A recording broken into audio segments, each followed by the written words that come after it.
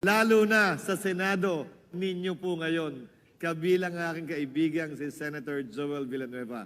Kung ano man ang gawin namin, kumanan man kami o kumaliwa, palaging may magpipintas, malulungkot, magagalit o hindi sasang-ayon.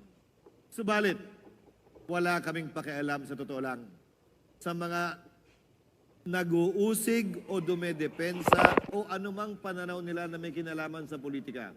Iisa ang pakay at layunin namin sa Senado. Gawin ko ano ang tama ng naaayon sa batas ng walang pakialam sa mga partisano na may sinusulong na kanya-kanyang interes o paniniwala. Itong napipintong impeachment po sa ating ikalawang Pangulo. Haharapin po namin ito ng may buong tapang at walang pag-aalinlangan. Hindi po namin trabaho i-convict siya. Hindi po namin trabaho i-acquit siya. Trabaho po namin tiyakin na magagawaran siya ng hustisya.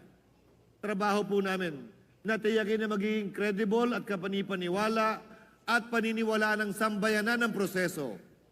Ito po ay bahagi ng prosesong nakasaad sa ating saligang batas. Huwag po natin itong katakutan. Huwag natin itong pangambahan. Huwag tayo tumakbo palayo dito. Itinalaga talaga ang prosesong ito para papanagutin ang ating mga opisyal. Walang ibang pakay at layunin ito. Marapat ngayon na nasimula na ito ay matapos. Matapos ng hindi minamadali. Matapos ng wala ring labis na pagpapaliban. Gagampanan at gagawin po namin ang aming trabaho ng naaayon sa batas at kinikilala nating saligang batas. Ako po ay walang takot sa mga gantong uri ng hamon dahil naniniwala ako that God is always in control.